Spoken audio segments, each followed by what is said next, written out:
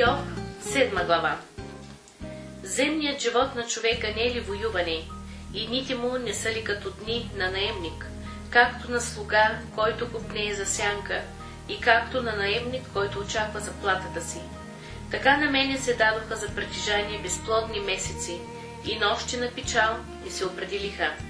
Когато си лягам, казвам, кога ще стана, но нощта се протака и непрестанно се мятам насам-натам до зори.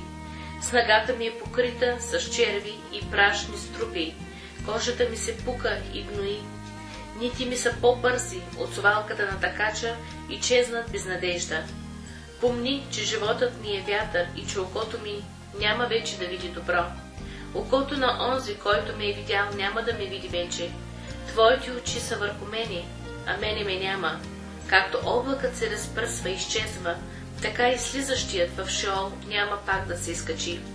Няма да се върне вече от дома си и мястото му няма да го познае вече. Затова аз няма да въздържа устата си, ще говоря в терзанието на духа си, ще плача в горестта на душата си. Море ли съм аз или морско чудовище, да поставиш над мене стража? Когато си казвам, леглото ми ще ми утеши, постелката ми ще стаи воплите ми, тогава ме плашиш със сънищата и ме озашаваш със видения. Така че душата ми предпочита удушване и смърт, отколкото този мой живот. Додея ми, не искам да живея вечно. Оттегли се от мене, защото дните ми са суета. Какво е човек, че да го възвеличаваш и да си спомниш за него, да го посещаваш всяка сутрин и да го изпитваш всяка минута?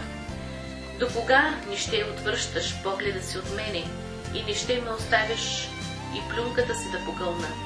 Ако съм съгрешил, какво причинявам с това на тебе, о наблюдателю на човеците? Защо си ме поставил на своя прицел, да станах тежест на самия себе си? И защо не прощаваш престъплението ми и не отнемаш беззаконието ми? Защото още сега ще заспявам в пръста и на сутринта ще ме потърсиш, а няма да ми има.